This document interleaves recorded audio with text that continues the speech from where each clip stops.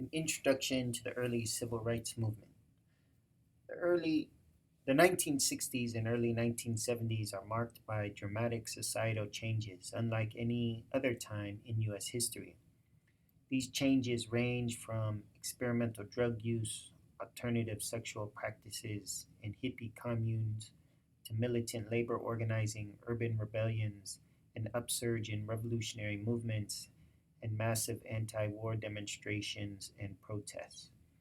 These turbulent times underlined a divided America, one side resisting change and committed to the status quo, while the other side fighting injustice and struggling to shape a new America that would truly live up to its principles of equality, democracy, and freedom. This introduction covers the early civil rights movement with a principal focus on the nonviolent organizing within African American communities in the South. This will give us a solid foundation to discuss other social movements of this era, including Black liberation, the farm workers movement, American Indian movement, and the Chicano movement. Civil rights are rights and liberties bestowed by nations on those within their territorial boundaries. Examples of civil rights and liberties protected under the U.S. Constitution include the right to vote, the right to privacy, the right to peaceful protest, the right to a fair trial if suspected of a crime, the right to personal freedom and freedom of movement, and the right of equal protection under the law. However, not all were protected equally, and thus the civil rights movement emerged as the vehicle for claiming more equal protection for all citizens and advocating new laws to restrict the effect of current discriminations.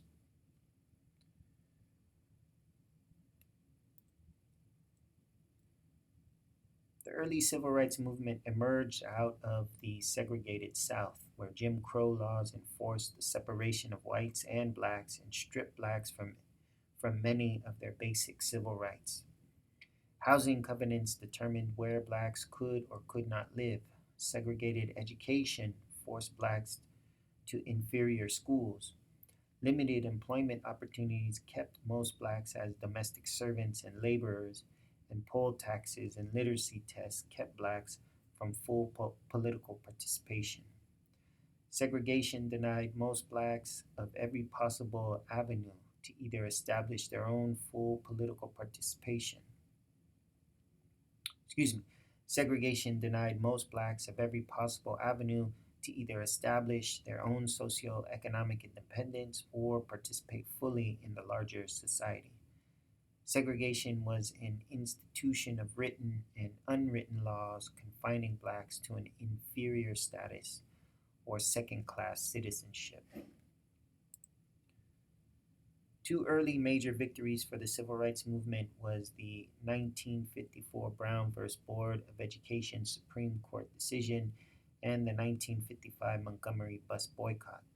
Using the justice system and the Constitution to push for equality, Brown v. Board overturned the landmark Supreme Court decision Plessy v. Ferguson, arguing that separate is not equal, and forced the integration of public schools.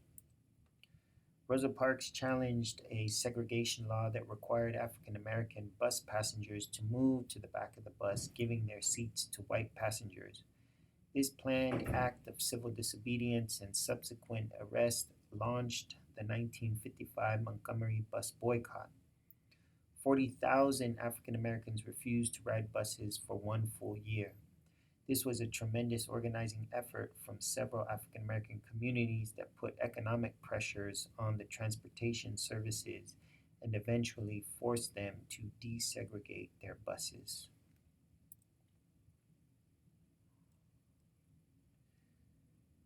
While there were many recognized civil rights leaders, such as Malcolm X, Fannie Lou Hamer, and Ella Baker, Martin Luther King emerged from the Montgomery bus boycott and eventually became one of the most prominent civil rights leaders.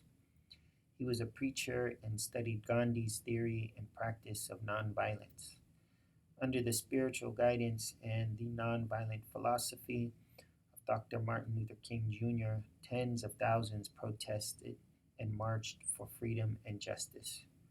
Along with religion, Civil disobedience was at the core of this nonviolent movement, which is the active refusal to obey certain laws, demands, and commands of a government or of an occupying power without resorting to physical violence. It is one of the primary tactics of nonviolent resistance and eventually took many forms, including sit ins, marches, and boycotts. While the early civil rights movement's approach was nonviolent, it was definitely not a peaceful struggle. Reactionary movements resisted institutional change with extreme violence, along with white vigilante groups, most notably the Ku Klux Klan, local police, state troopers, and even the FBI suppressed the civil rights movement. Through, fre- Through frequent imprisonment, the bombing of residencies and churches, lynchings, beatings, and forced disappearances of civil rights leaders and organizers.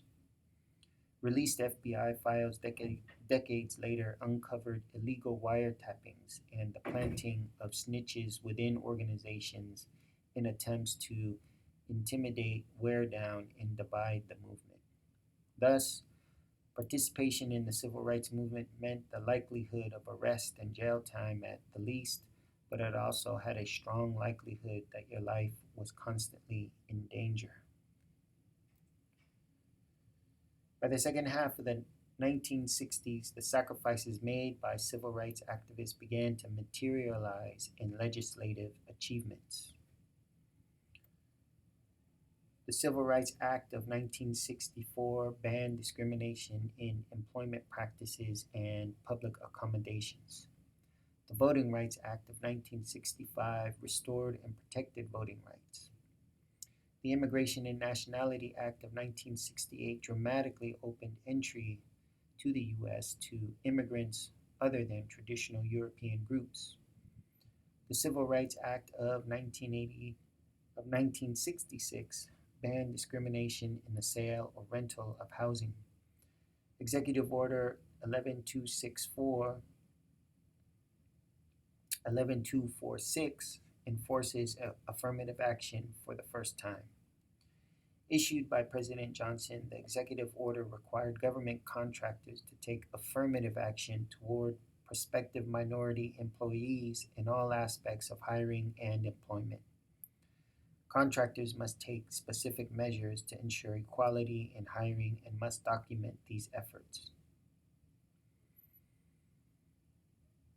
The order was amended to cover discrimination on the basis of gender on October 13, 1967. It should be noted that while the passing of civil rights legislation required congressional support and the signature of President Johnson, it was not a gift from above, but rather a result of the unwavering commitment of civil rights organizers and the multitudes of supporters that pressured elected political leaders to take a stand and act. As mentioned earlier in this course, the long-held institutions and systems in America require the dual strategy of repression and reform while responding to threats of change. Thus, the civil rights legislation of the 1960s did not necessarily dismantle the institutional racism and discrimination, but reformed it. This is an introduction. Further details and analysis are found in the assigned materials.